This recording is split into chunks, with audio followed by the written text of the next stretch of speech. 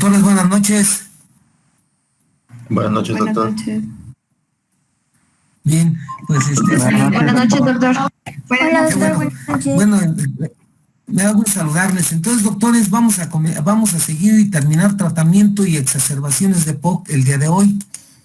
Es muy importante, pues ahora sí hacer un collage de lo de tratamiento y sobre eso irnos yendo. Entonces, como un resumen de lo que vimos la clase pasada, entonces vamos a ver que del tratamiento, de lo que es del EPOC, desde todo punto de vista, o integral, de leve, moderado, grave y muy grave, es precisamente la piedra angular, los los beta 2 adrenérgicos de acción larga y los antimuscarínicos selectivos de acción larga, o los broncodilatadores de acción corta, dependiendo cómo está su situación. La otra situación es que habíamos dicho que actualmente es el A, B, C, D, E, y cada uno de ellos es muy importante ir sumando los esteroides inhalados, la teofilina, el roflumilaz, que es el ¿cómo se llama? El antifosfodiesterasa 4, la cirugía de reducción de volumen y lo que es la ventilación mecánica y la oxigenoterapia. En todos la rehabilitación respiratoria es importante, y la otra es evitar los factores de riesgo, la clínica de tabaquismo, el evitar el humo de leña, el evitar la contaminación, el ejercicio, que acuérdense que hay que ejercitar al paciente de una manera moderada, de acuerdo a su condición física. La otra es lo de vacunación, recordar que la vacunación es la anti-influenza y la antineumocócica cada 3 o 5 años, ¿sí? Y lo que es precisamente otro tipo de acciones que van encaminados a mejorar la vida psiquiátrica, o digo desde el punto de vista psiquiátrico y desde el punto de vista de adaptación a la sociedad. Entonces todo es importante, trabajo social y demás. Una no es mejor que otra, solo hay que tenerlas presentes.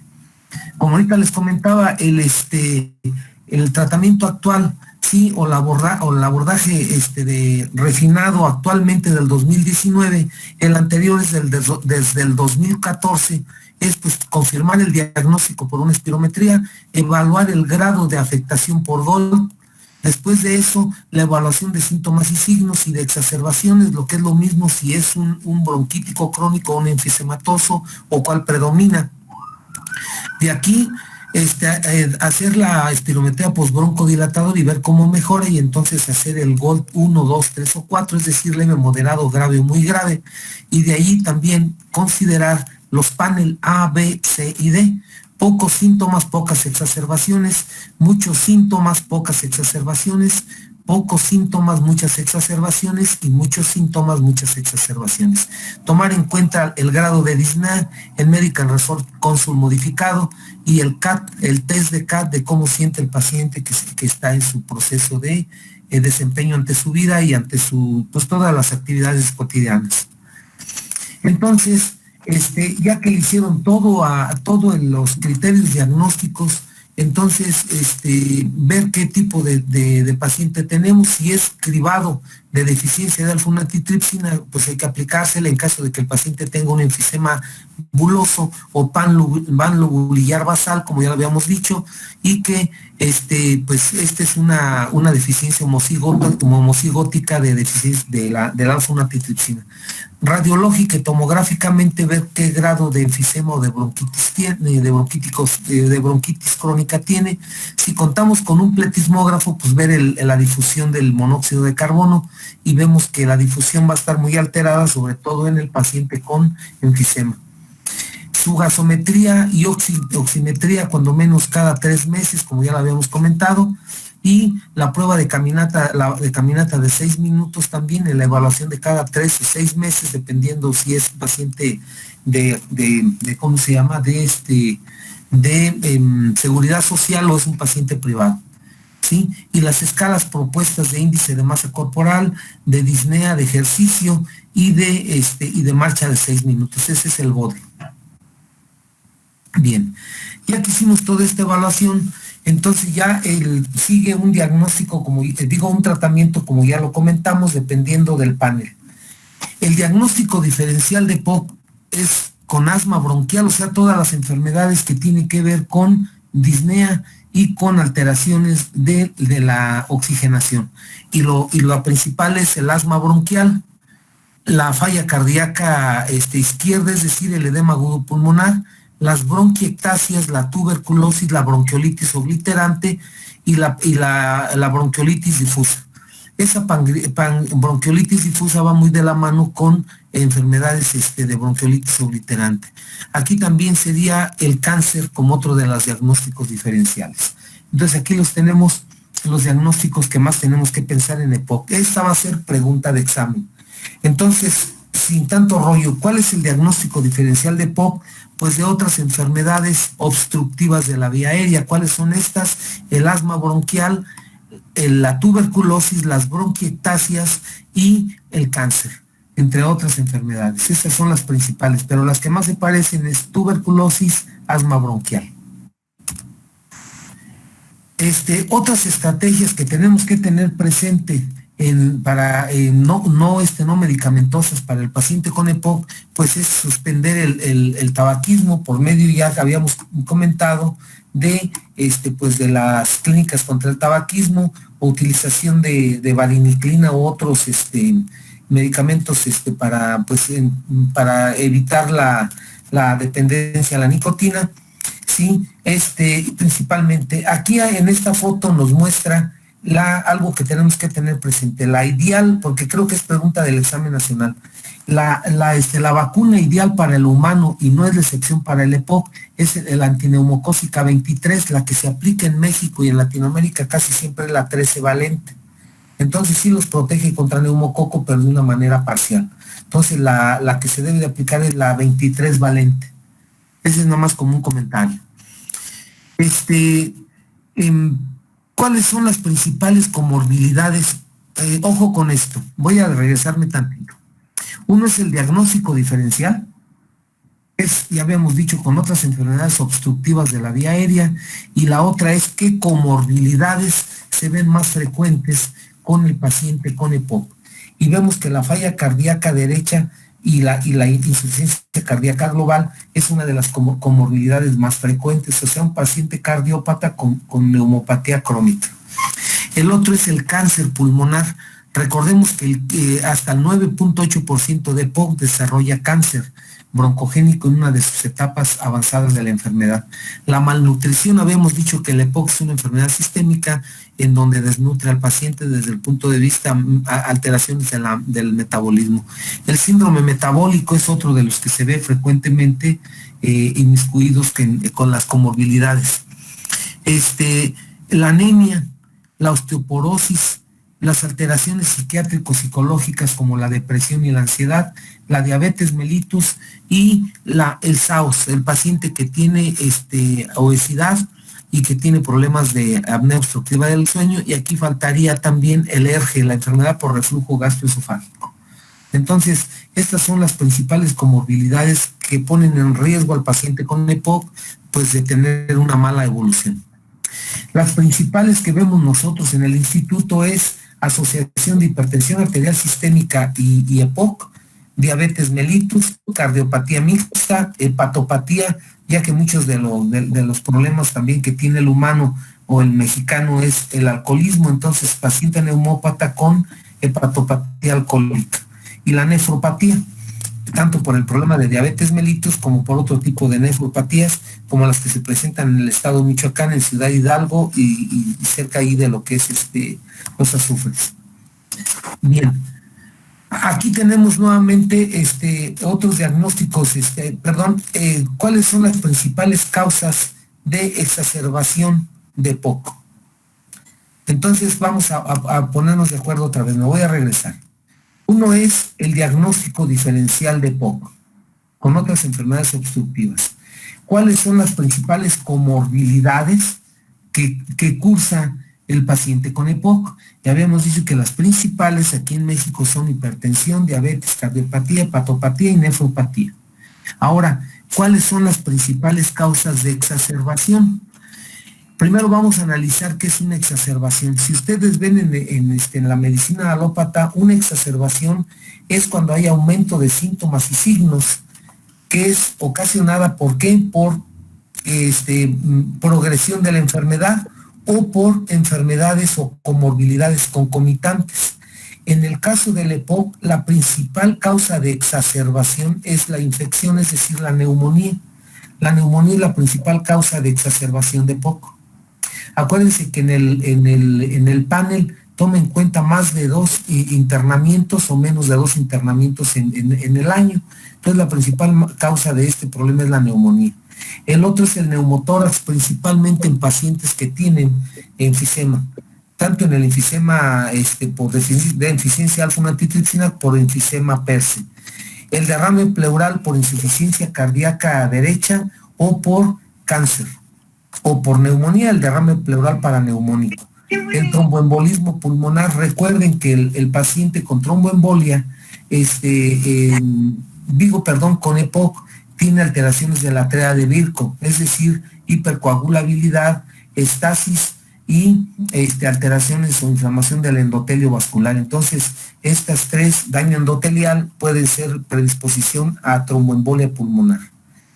El edema agudo pulmonar cardiogénico, es decir, la insuficiencia cardíaca izquierda, porque que es la primera, dicen que la primera causa de insuficiencia cardíaca izquierda es la insuficiencia cardíaca derecha, el cor pulmonar es la causal.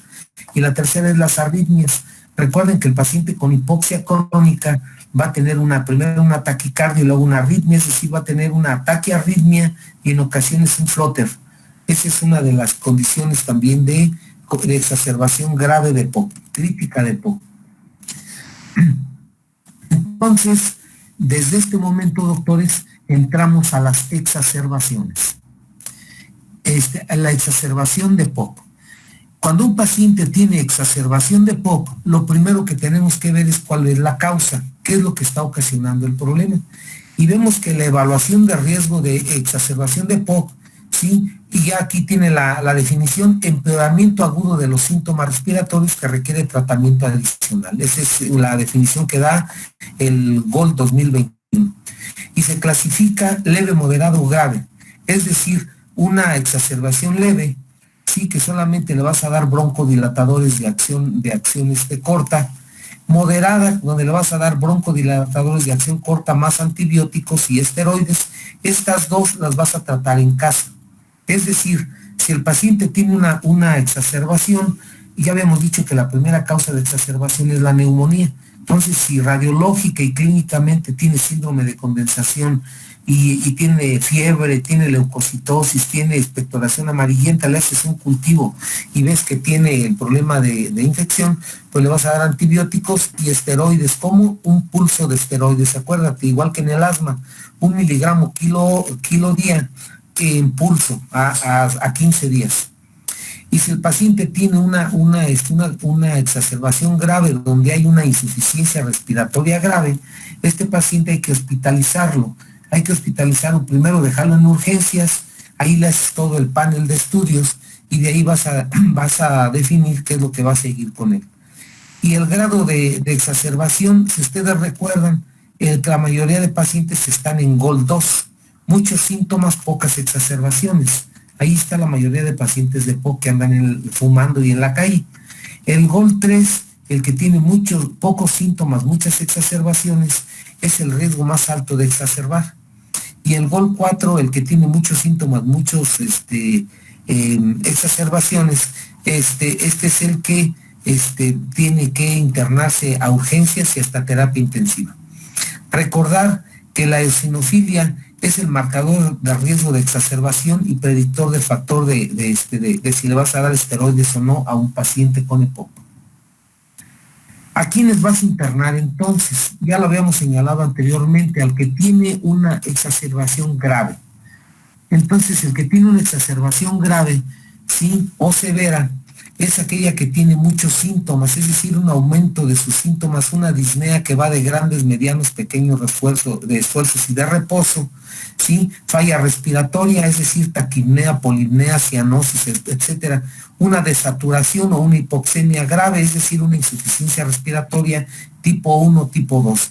alteraciones mentales por la hipercapnia o por la hipoxemia y alteraciones de otro tipo, tanto sistémicos como respiratorios.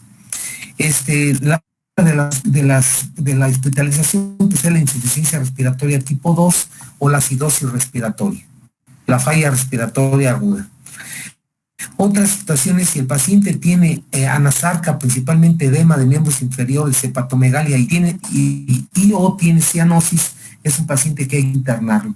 Si tiene, pues se está diciendo que tiene una insuficiencia cardíaca derecha, y si tiene cianosis quiere decir que tiene un grado de acidosis respiratoria grave. La otra, que cuando vas a hospitalizarlo, es cuando tienes una exacerbación leve o moderada y que no responde al tratamiento. Sigue con falla respiratoria y hay que internarlo. Y cuando tiene comorbilidades serias como falla cardíaca global, o tiene arritmias, o tiene otra cardiopatía.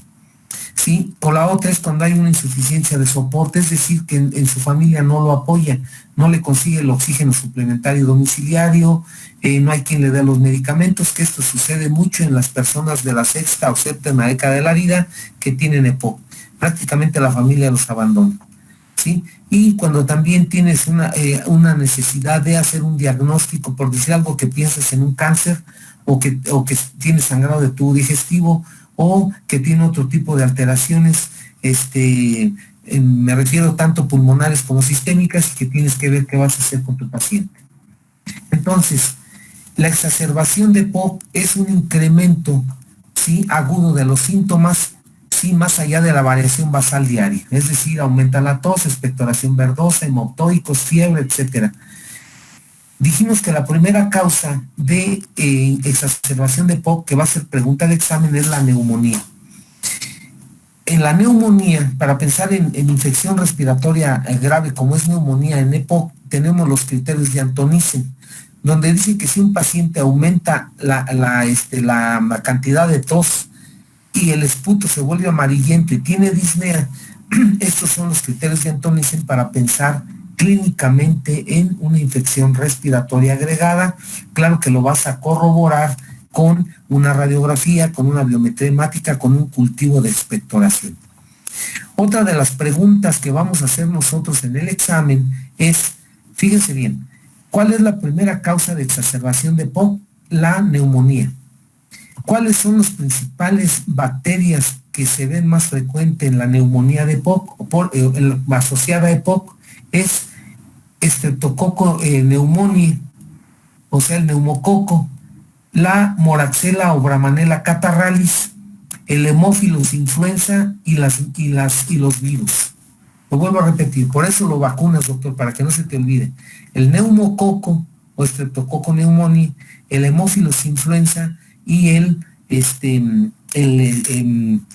la Bramanella o Moraxella catarrhalis y los virus, la influenza y pues actualmente la pandemia. Por eso precisamente ustedes han oído que a los que más les va mal desde el punto de vista comorbilidad con el COVID es los pacientes que fuman y los pacientes con EPOC.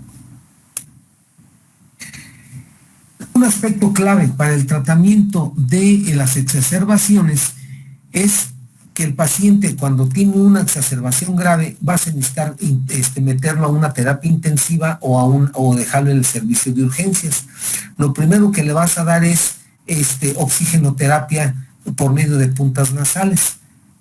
Si el paciente no mejora, actualmente contamos con la ventilación mecánica no invasiva llamado CPAP o BiPAP. Y entonces se dice que en las exacerbaciones mejora la gasometría, es decir, su insuficiencia respiratoria, reduce la mortalidad hospitalaria, disminuye la necesidad de intubación y manejo en una terapia intensiva con mecánica invasiva, y disminuye la duración de estancia hospitalaria. Entonces quiere decir que una herramienta para el paciente con EPOC, con una acidosis respiratoria grave en un servicio de urgencias, es el uso de ventilación mecánica no invasiva. Es importante.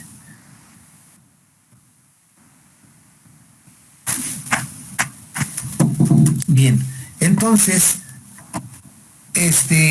cuando un paciente tiene una exacerbación grave, lo que tienes que hacer es que, pues, internarlo. Y cuando lo vas a internar, pues entonces lo primero que tienes que tener en cuenta es que el paciente de urgencias, pues le tienes que poner oxigenoterapia, oxígeno continuo, hacerle los estudios para ver cómo está la exacerbación. Lo básico, primero hacerle la historia clínica, hacerle una gasometría, una radiografía y lo básico, biometría, química sanguínea, general de orina. Mientras le aplicas oxígeno suplementario, en lo que ves cómo está la gasometría, y ya depende de ahí si le vas a hacer el oxímetro de pulso, si lo vas a mantener con oxígeno por puntas nasales o va a necesitar ventilación mecánica no invasiva. Aquí en esto que dice broncodilatadores, doctores, nosotros aquí sí cada escuela es diferente. Lo que dicen las guías es que vas a incrementar el uso de broncodilatadores de acción corta, ¿sí? Combinados con anticolinérgicos y ver cómo mejora su situación y aplicación de esteroides. Nosotros les puedo decir que ahí en el instituto, en el INER, nosotros aprovechamos la inhaloterapia, es decir, darle nebulizaciones. Es lo que hacemos, nebulizar a los pacientes y no darle aerosoloterapia, solo nebulizaciones. Y los esteroides no se los damos, también los nebulizamos, pero también se los vamos a dar vía sistémica. Aquí nosotros le ponemos un catéter central para estar midiendo presión venosa central y ver cómo va la falla cardíaca, y le damos esteroides orales. Lo que más utilizamos nosotros es la metilprednisolona. Si no hay metilprednisolona, utilizamos hidrocortisona y si no, dexametasona. ¿Sí?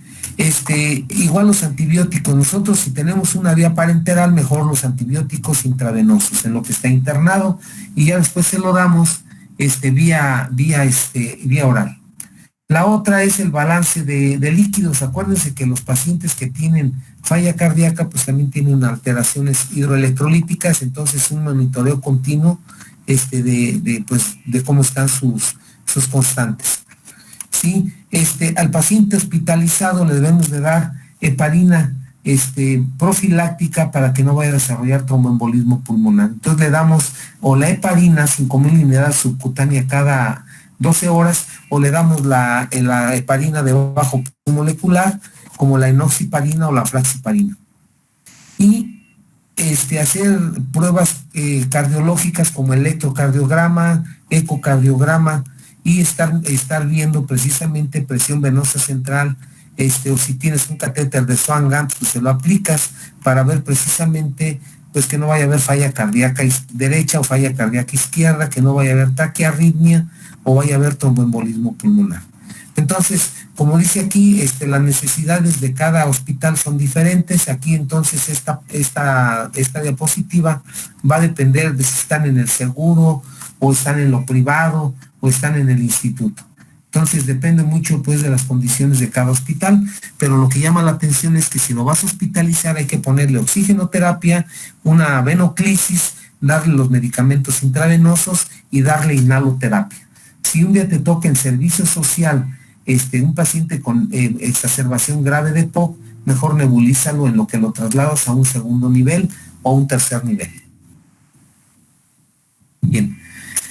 Entonces, nuevamente, esto es prácticamente lo mismo o la continuación de lo que vimos anteriormente, es que le vamos a dar inhaloterapia, esteroides sistémicos, antibióticos intravenosos, y aquí también dice que cuando el paciente no mejora, el uso de aminofilina de metiljantinas está indicado.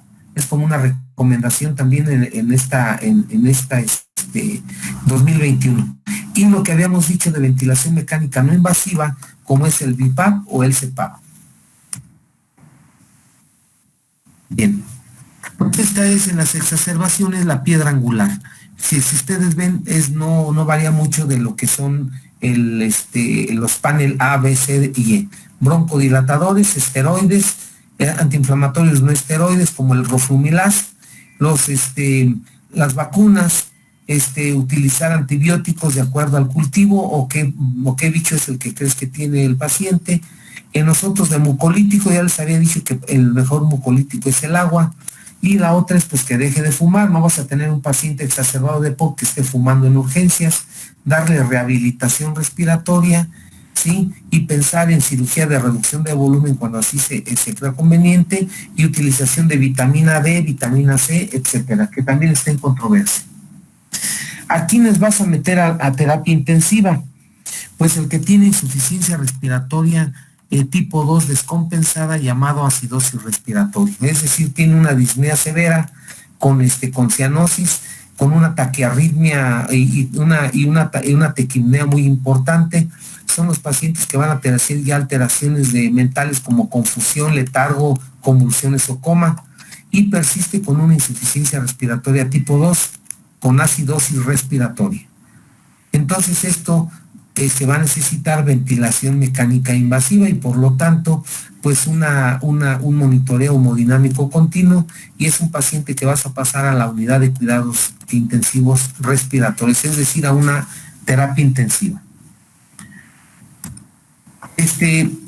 Lo primero, en la misma terapia intensiva, lo primero que tratamos es de evitar la ventilación mecánica invasiva, porque son pacientes que verdaderamente tienen alta mortalidad, y otra vez iniciamos la no invasiva, pero ya con los superexpertos en esta área. Si te vas a poner ventilación mecánica invasiva, ¿cuáles son sus indicaciones? Cuando hay incapacidad para tolerar la ventilación no invasiva, hay pacientes que no lo toleran, una disnea severa con una utilización de músculos accesorios y ya con respiración de biot, es decir, ya un paciente que ya está ahora sí, prácticamente ya cansado, con una disociación tóraco-abdominal. Cuando la frecuencia respiratoria está arriba de 35, cuando tiene una hipoxemia y una acidosis respiratoria que ya compromete la vida, que ya con alteraciones neurológicas, una hipercapnia mayor a 60 que te va a dar lo que se llama narcolepsis. Cuando un paciente hizo paro respiratorio, pues ni modo que lo vais a dejar allí en paro. Cuando un paciente tiene una alteración mental y somnolencia, ya no responde a ningún estímulo. Cuando hay complicaciones cardiopulmonares o otras complicaciones como neumotórax, como tromboembolia pulmonar. Esta es una foto prácticamente lo mismo de lo que acabamos de decir, ¿sí? Y ¿qué otros cuidados debes de tener el paciente? Nosotros, la estimulación neuromuscular y uso de opiáceos, nosotros no lo tenemos en mente, doctores, es decir, nosotros no lo utilizamos, no tenemos experiencia en ello, en lo personal tampoco. Lo que sí, la oxigenoterapia con la bomba extracorpórea, o también con la ventilación mecánica, o sea, de alta frecuencia y demás, pues depende de cada paciente, no puedes indicarlo a todos por igual, ¿sí? La otra situación es la nutrición suplementaria. Es muy importante la participación del nutriólogo y del psicólogo psiquiatra para que te apoye a este paciente que está sufriendo, no nada más desde el punto de vista físico, sino también mental. Y pues la educación del paciente con la rehabilitación y su nutrición después de que lo das de alta. Es decir, que el paciente se enseñe a respirar y no se sienta fatigado toda la vida. O sea, prácticamente se siente que la enfermedad ya le ganó. Cuando el paciente se va de alta, sí, lo debes de estar valorando cada mes, o sea, lo vas a citar cada mes y luego cada 4 meses, después cada 12 meses y cada 16 meses. ¿Para qué? Pues para hacerle su medición de caminata de 6 minutos, una espirometría, una gasometría, una valoración cardiológica y hacerle, cuando es posible, una pletismografía, hacerle su CAT, su disnea, es decir, ver en qué panel está. En qué panel está y si van bien tu manejo o el manejo no es el adecuado. Entonces, lo que trato de explicarles es que si un paciente estuvo en terapia intensiva y tiene POC, sí es necesario pasarlo con el especialista en el primer y segundo mes, y ya después, los siguientes meses, ya ustedes lo ven como médicos familiares o médicos generales. ¿Cuáles son las complicaciones más importantes del EPOC? Ya lo habíamos dicho, las exacerbaciones, el cor pulmonar, el neumotórax, la insuficiencia respiratoria y la invalidez pulmonar. ¿A qué se refiere con invalidez pulmonar, doctores? Que es un paciente que va a tener un GOL 4, es decir, muy grave, que tiene un BF1 menor de 30, que es un paciente que trae el oxígeno las 24 horas del día y aún así tiene hipoxemia, un paciente que prácticamente no trabaja, no se vale por sí mismo, y a veces son pacientes que son prácticamente, ¿cómo se llama? pues sean jóvenes relativamente o no, o personas menores de la sexta década de la vida y que ya están en este trance. Entonces sí es importante tenerlo presente. Vamos a dejar 5 minutos para que podamos pasar ya a la etapa final de este tema.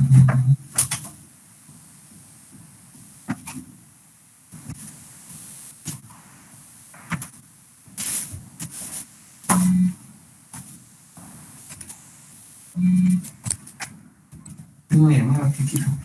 Vete con calma.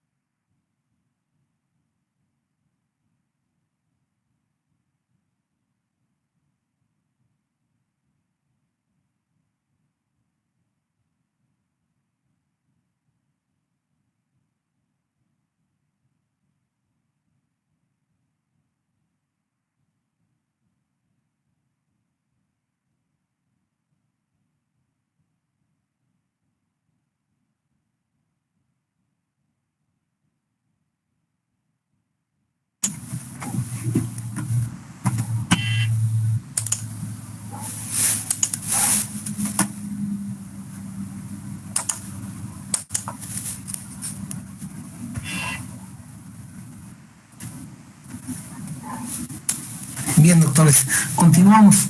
Entonces, repitiendo nuevamente, las complicaciones del EPOC es la exacerbación o agudización, el cor pulmonale, el neumotórax, la insuficiencia respiratoria, a lo que le llaman invalidez pulmonar. Insisto, es un paciente que tiene un BF1 muy bajo y no le permite hacer nada de funciones, aunque sea la vida sedentaria normal, con su oxígeno frecuente.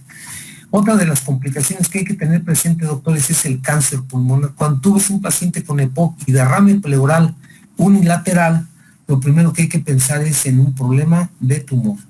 Los tumores, doctores, acuérdate que el pulmón no duele, entonces pueden ser tumores muy grandes, ¿sí? Y que pues causan desapercibidos. Este señor, que en paz descanse, es un actor muy conocido en los años 70s, 80s, o de 60s al 2000. Sí, él es un paisano michoacano, y nos tocó, tuvimos tristemente pues ahora sí que de conocerlo con un cáncer, pues muy, ¿cómo se llama? Muy importante, el cual es su radiografía, y él estaba sintomático. Entonces se le hace el diagnóstico y a los 6 meses ya estaba fallecido. Entonces, así como él y de todo tipo de pacientes de la alta baja sociedad, de la farándula, mismos médicos, doctores, hay muchos con cáncer y que en este momento no se ha diagnosticado. Ya lo veremos cuando revisemos cáncer. Entonces, ¿cuáles son los factores de riesgo para ¿cómo se llama? Para producir cáncer, o sea, para que pensemos en cáncer? Que tenga más de la quinta década de la vida, que tenga más de 30 paquetes año, ya lo habíamos comentado, o en el caso del humo de leña, de la biomasa, que sea más de 300 horas año. Presencia de enfisema pulmonar, válgame Dios.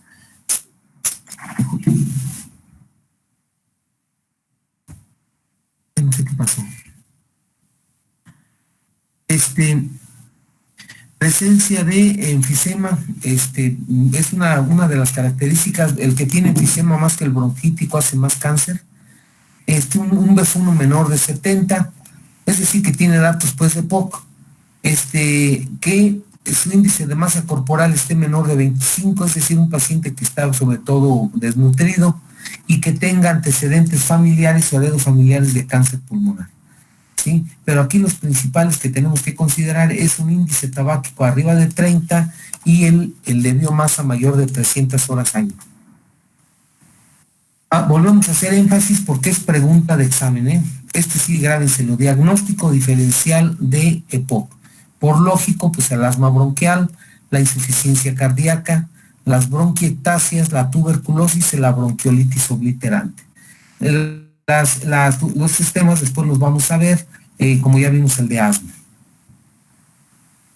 Aquí tienes otras patologías que también consideran, como es la panbronquiolitis difusa, ¿sí? Y aquí también pondríamos el reflujo gastroesofágico, que también ocasiona, o el SAOS, el síndrome de apnea obstructiva del sueño.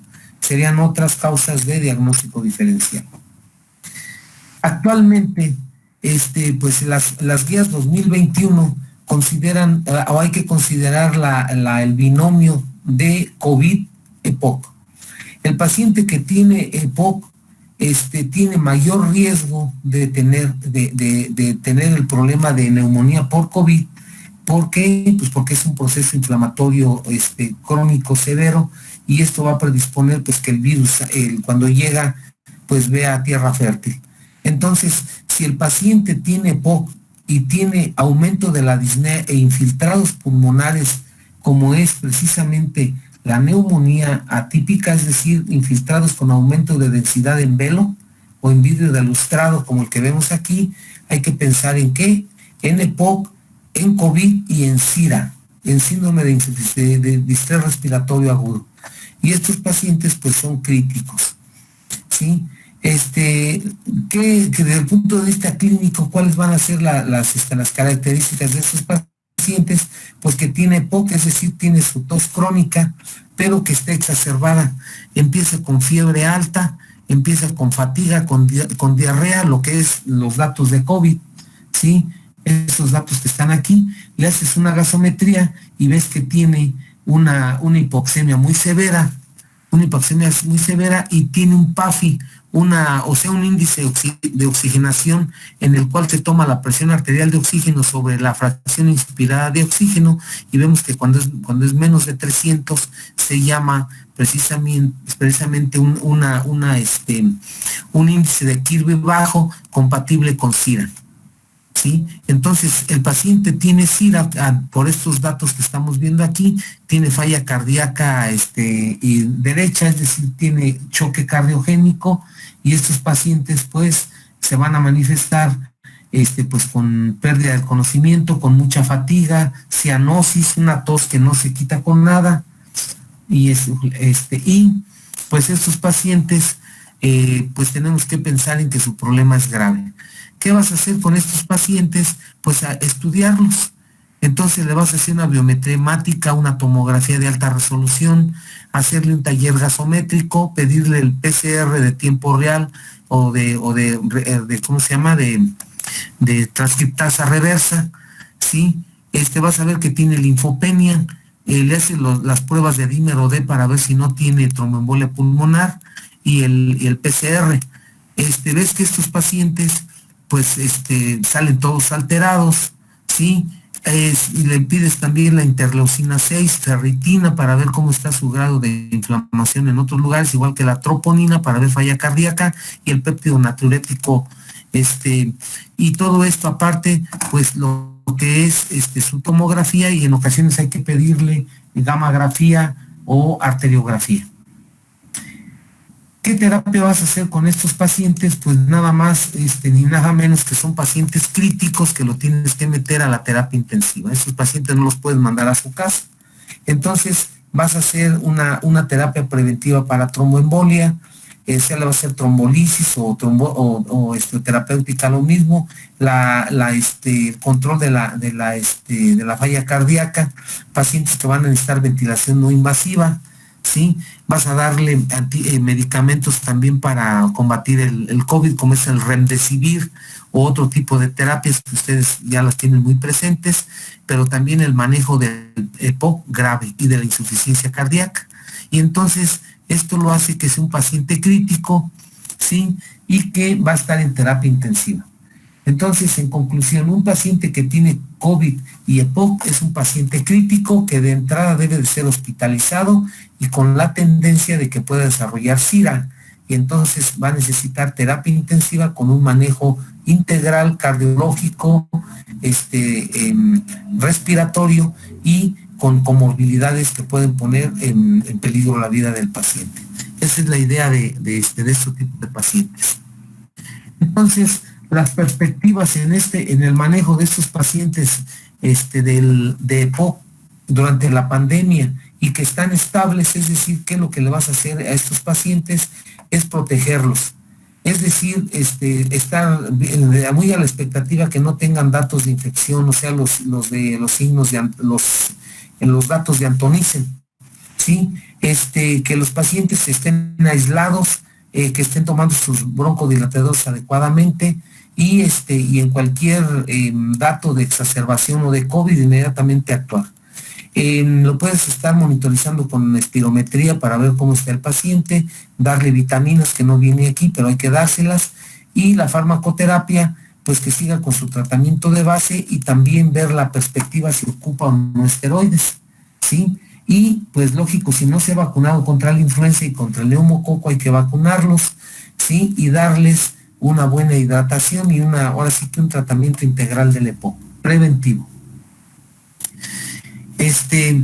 Las otras situaciones, si el paciente piensas que sí tiene COVID, inmediatamente hacer la prueba de PCR tiempo real para ver si tiene o no. Ese es el estándar de diagnóstico para el COVID, ¿sí? ¿Qué otra cosa le vas a ver? Pues hacer la espirometría, a ver si no ha variado en comparación a las anteriores, ¿sí? Hacer una tomografía si el paciente aumentó su disnea para ver si no tiene una neumonía típica. En ocasiones hay que evaluar una fibrobroncoscopía si tú tienes muchas dudas que tenga una infección bacteriana y no COVID, sea para diagnóstico diferencial o para diagnóstico de otras infecciones. Y farmacológicamente, pues seguir con su triple terapia, es decir, broncodilatadores, LAMAs, SAMAs y lo que es esteroides. Y el no farmacológico, pues el paciente mantenerlo en las mejores condiciones físicas, que no haga ejercicio, que no evitar los cambios bruscos de temperatura, ¿sí? Y pues proteger al paciente, como les digo, darles vitaminas y demás. Y para la protección, la terapia de COVID, pues de acuerdo a los estándares internacionales del manejo de COVID, se van a instalar en el paciente con EPOC, más el tratamiento de EPOC. Y como les digo, si un paciente tiene COVID y EPOC, la perspectiva es internarlo precisamente para ver cómo mejoran las cosas.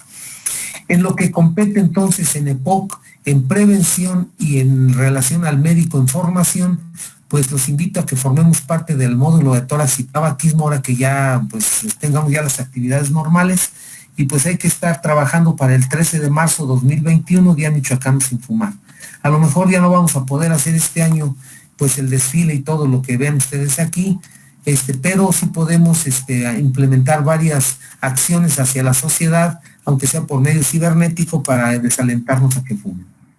Entonces, doctores, vean que el paciente con EPOC pues es un paciente crítico, es un paciente que necesita de un estudio multidisciplinario y por lo tanto pues es importante que ustedes pues lo tengan presente.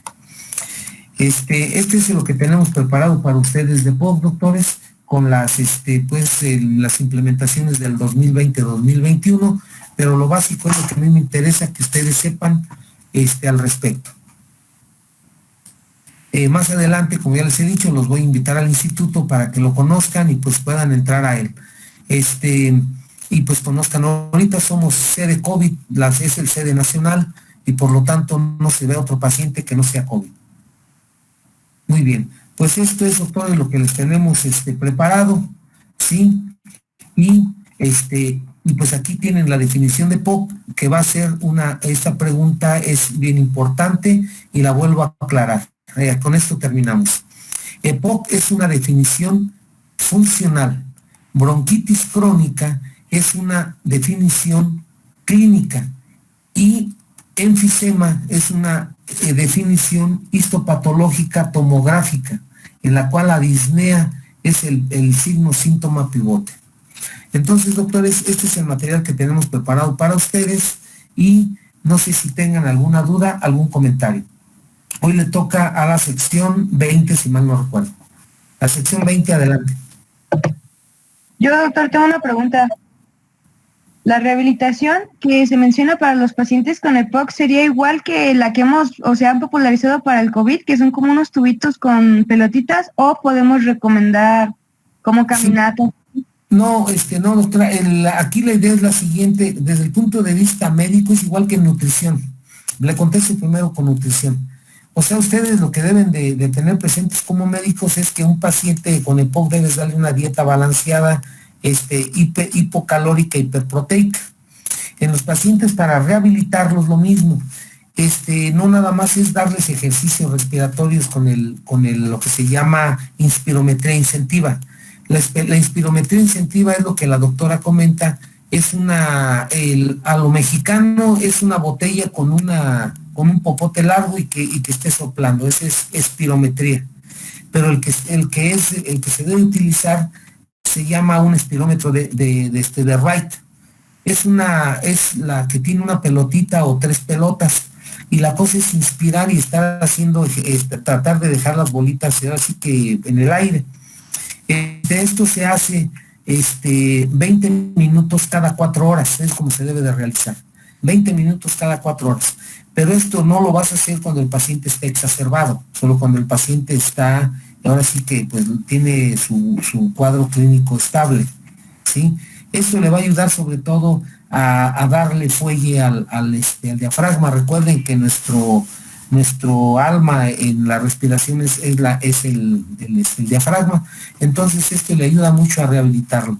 Pero como le decía, en nutrición no nada más son las pelotitas, solo es un régimen de ejercicio que aquí debemos de valernos del rehabilitador respiratorio, es decir, no es decirle camine 20 minutos o camine 10 minutos, porque cada paciente es diferente.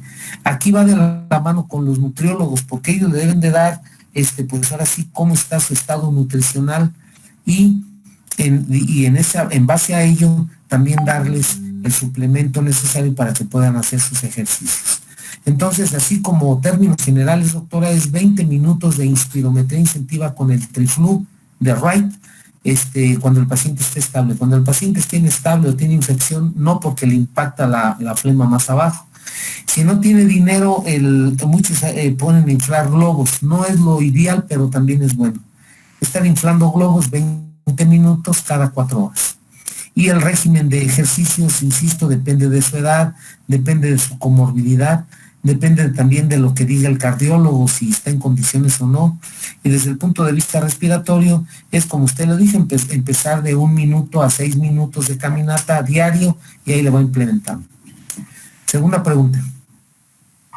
Doctor. Adelante. Doctor, en el caso de las exacerbaciones, ¿también podemos aplicar la técnica que nos dijo en asma de los pulsos de 50, 25, 12.5? Sí, doctor, así es, ya cuando lo da de alta. O sea, por aquí lo que dice por aquí, que ya cuando lo das de alta, no que no dice mucho, ¿cómo se llama? Aquí en donde dice ¿cómo se llama? ¿Qué vas a hacer con tu paciente a mediano, corto y largo plazo? ¿Sí? Entonces, aquí nos comenta que al mes o a la primera semana, al primer mes, a las 4 semanas o meses y luego al año.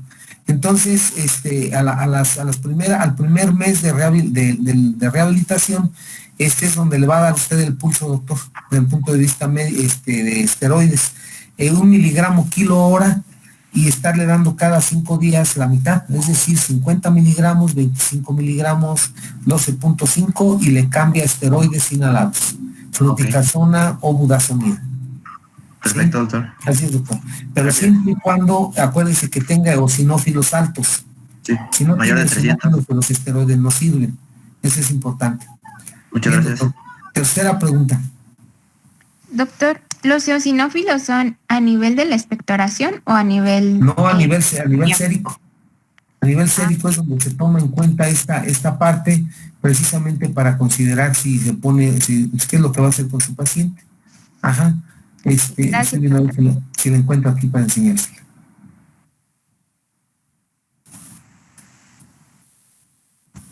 No lo encuentro. Aquí nomás el BODE, que es lo que me preguntaba la doctora en cuanto a ejercicios. Ya no lo encontré. Ok, bueno, el chiste es que, creo que aquí está en que dice si vas a utilizar esteroides y no, eosinófilos. Marcadores de riesgo de exacerbación y predictor del esteroide. Entonces, los eosinófilos, ¿en dónde? O sea, a nivel sanguíneo, pues, ¿verdad? Es donde los va usted a evaluar. ¿Sí? Sí, doctor, muchas gracias. Ok, entonces ahí está. Gracias, doctora. Cuarta pregunta. Adelante.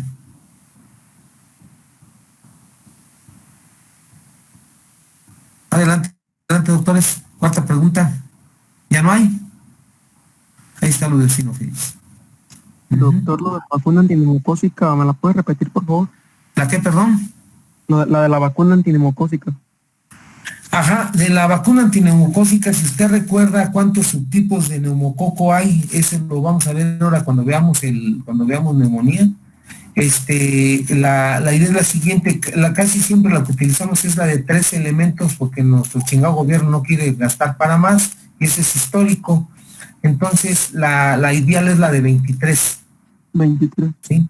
La de 23, que es la que se debe utilizar, pero ya nos damos por santos que nos den la de 13 y pues con todo el funfurrias hay que aceptarlo, doctor. No estamos de acuerdo. Ahí está primero vamos a terminar, ahí está la prevención y ahí está lo que me pregunta.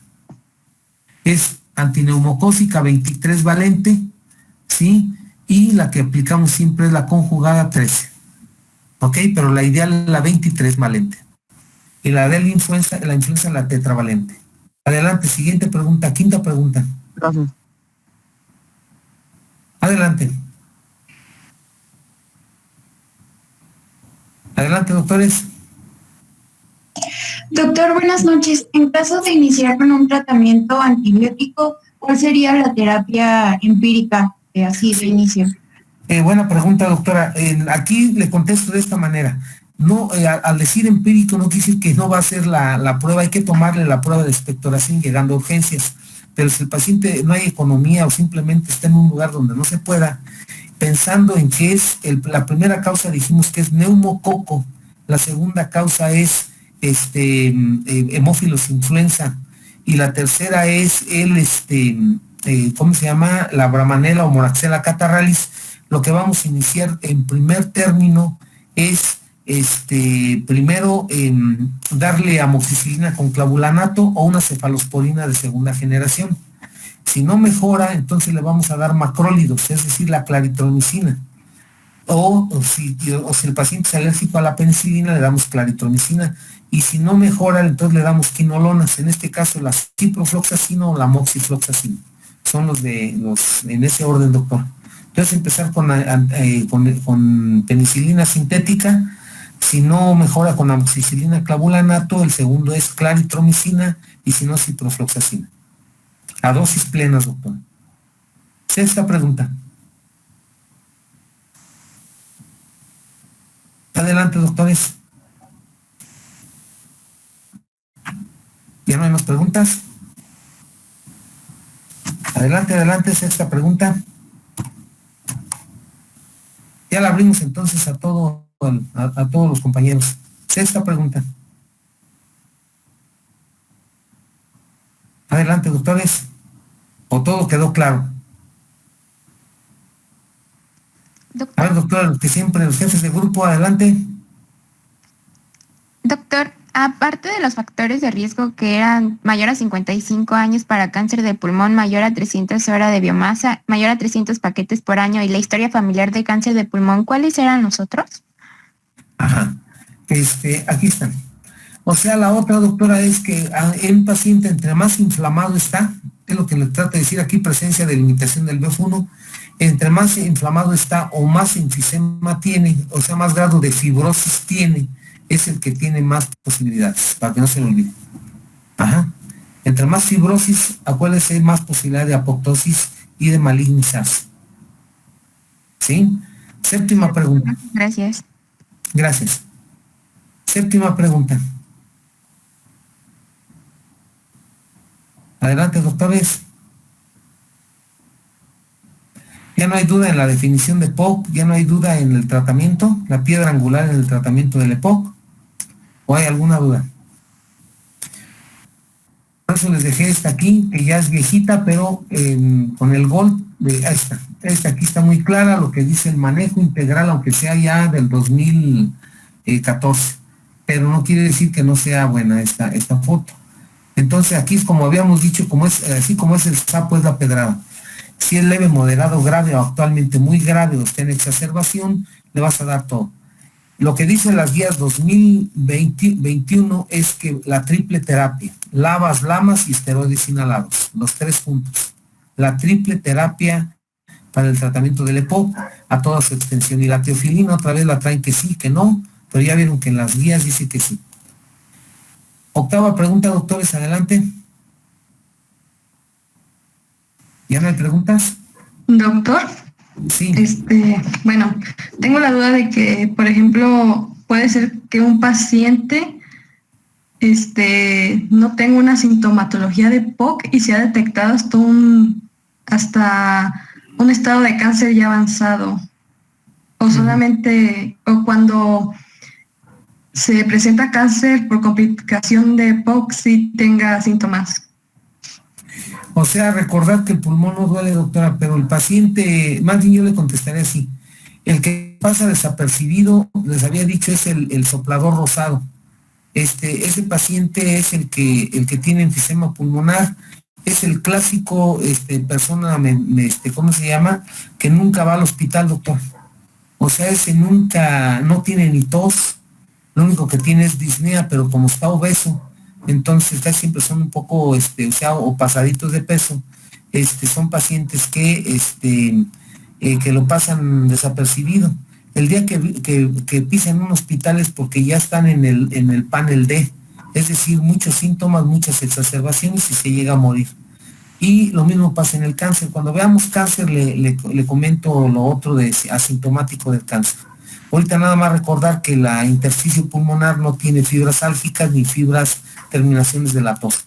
Entonces, el que pasa desapercibido es el enfisемatoso. El bronquítico crónico empieza a toser desde los 35 años de edad. Es el clásico tosedor donde quiere estar tose y tose y tose, y pues es el que se percibe más. Pero el enfisematoso es subclínico, doctor. ¿Sí? Muy bien. 9ª pregunta. Gracias, doctor. Gracias, doctora. Doctor, ¿y estos pacientes con EPOC, a qué estirpe de cáncer son más propensos? Son más el adenocarcinoma, doctor, es el tumor SCAR, el tumor en cicatriz. Ok. El adenocarcinoma es el que más se ve. Y ya después esas preguntas en cáncer las vamos a ver. ¿Cuál es el más relacionado a tabaco y cuál es el más relacionado a EPOC? En EPOC, igual que en otro, se llama tumor SCAR, tumor en cicatriz. Ajá. Y es adenocarcinoma bronquiolo alveolar. Y al tabaco no, el tabaco es el células pequeñas en primer lugar, el epidermoide en segundo, o también llamado no microcítico, ¿cómo se llama? Y el tercero es el adenocarcinoma. Perfecto, doctor, muchas gracias. Gracias. Doctor, yo tuve poquitas dudas sobre el tratamiento de las exacerbaciones. Ajá, sí. ¿En qué? En lo de los broncodilatadores, ¿son los de acción larga o los de acción corta? Les comentaba que aquí ellos mismos lo ponen como tal, de que depende de cada hospital de acuerdo a su estatus, me refiero cómo anda del dinero y cómo anda su situación, y ya me perdí. O sea que te lo dejan por evidencia de ahora sí que cada quien lo que vea mejor. En esta foto. Dice que, o sea, aquí lo que nos señala es lo siguiente, que el paciente si tiene un EPOC leve o moderado, a su casa. Nada más le vas a indicar esteroides sistémicos y le vas a dar antibióticos y sigue con sus broncodilatadores, triple terapia. Pero si el paciente está grave, o sea, tiene una EPOC grave, lo vas a internar. ¿A dónde? Primero a urgencias y después a terapia intensiva. Aparte de la oxigenoterapia, yo les decía que nosotros utilizamos las nebulizaciones. Es decir, estos son medicamentos broncodilatadores de acción corta. Nosotros en el instituto hacemos esto, pero las guías dicen que va a ser combinación de corto, o sea, en urgencia le va a dar, por decir algo, 2 disparos de salbutamol y 2 de bromuro-ipratropium cada 20 minutos durante las 2 primeras horas y ve cómo mejora. Si está en el rancho o está en un lugar donde no puede internarlo, pero yo les sugiero, doctores, que mejor den nebulizaciones cada 4 horas. Cada 4 horas con bromuro-ipratropium, salbutamol y un antiinflamatorio. Cuando menos los días que esté en urgencias, y ya cuando lo dé de alta, pues ya el tratamiento en base a lo que ya habíamos visto. Entonces aquí los de acción corta son los que se utilizan en urgencias. Ya cuando le da de alta, pues ya es el patrón de más antibióticos, más lo que el doctor decía, si le vas a dar esteroides orales, mejor se los das en la vena y ahí lo dejas en urgencias 48 horas. O de ahí lo pasas a una terapia intensiva para ventilación invasiva o invasiva. Más heparinas subcutánea, más medicamentos como diuréticos, etcétera, si la falla es cardíaca, y eso es lo que se tiene que hacer. Muy bien. Otras 2 preguntas más. Penúltima pregunta. Doctor. Sí. Y ahorita en la pandemia, como nos había comentado, que no es factible pues nebulizar, entonces, ¿qué se haría? Porque el doctor decía, darles de acción corta, así es. Ah, ok. Ya. Ajá, de acción corta, tal como está ahí, como lo dice ahorita la foto que acabamos de ver. Ajá. Ese es lo que se tiene que hacer. Última pregunta. Adelante. Adelante, doctores. Última pregunta. Doctor, ¿cuál es un poquito más fuerte? ¿Cuál es el diagnóstico diferencial más común que se encuentra con EPOC? Lo que ahorita les había comentado, los que tenemos que tener en cuenta, hasta nos lo pusieron aparte, es que está aquí. Ya. Ajá. Asma bronquial, o sea, todo lo que se llama obstrucción de vías aéreas o patologías de la vía aérea. El asma bronquial, la insuficiencia cardíaca global, las bronquiectasias, la tuberculosis, el SARS. Son los más frecuentes. Gracias. Así, ahí es más frecuente, es lo que está considerado mundialmente. Bueno, doctores, con terminamos EPOC. La próxima vez vamos a empezar infección respiratoria con neumonías. Después de neumonías vamos a ver en una clase muy rápida, no nos vamos a meter en profundidades de influenza y de COVID, pero primero neumonías bacterianas. Después de ello sigue tuberculosis y de ahí nos vamos a cáncer pulmonar. Es decir, que en diciembre vamos a tratar de terminar neumonías, influenza y COVID en lo que nos resta de este año de vacaciones y vamos a hacer un examen que va a ser asma, EPOC y neumonías. Los 3 temas de examen. Ya les tengo por ahí sus calificaciones, como les dije en algunos de ustedes, esto va para los que hicieron mal uso de, o como dicen, o abuso de confianza.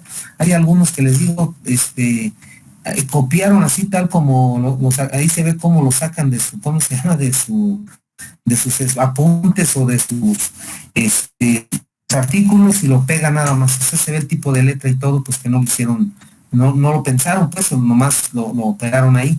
Y lo triste es que muchos hicieron lo mismo. Yo no sé si se pasaron el examen o son de los chompiras que les ponen la hinchada, no sé, pero se ve triste y feo. Los nombres y sé quiénes hicieron eso. Yo los invito, doctores, a que seamos honestos. Acuérdense, a mí no me traten de impactar. Yo ya estoy viejo lobo de mar. Ahorita lo que me interesa es que ustedes aprendan, que les quede claro el concepto, ¿sí? Porque ese es la panacea, doctores. La medicina se va a aprender, ya les dije cómo, estudiando en el libro, pero también viendo lo que dicen las gentes que ya van de regreso por ese camino, ¿sí? Porque si no se van a perder. Ponte a leer el tema del que tú quieras, el de cáncer, y te juro que, pues claro, sí le entiendes, pero no te queda el tema, no te queda la esencia. Entonces, esto es importante, jóvenes que se pongan a estudiar, ¿sí? Si le ganan nada más en esta materia, en todas las materias, hay que estar echando muchas ganas. Entonces, doctores, el próximo tema para estudiar es neumonías bacterianas. Nos vemos entonces el jueves, el viernes terminamos neumonías y la semana que entra tenemos examen. ¿Sale? Así quedamos. Bueno, pues buenas noches, jóvenes, que les vaya muy bien. Buenas noches, doctor, gracias. Los exámenes hay gente que les fue muy bien y los felicito. ¿Sale? Pues buenas noches, doctores. Échenle ganas y nos vemos pasado mañana.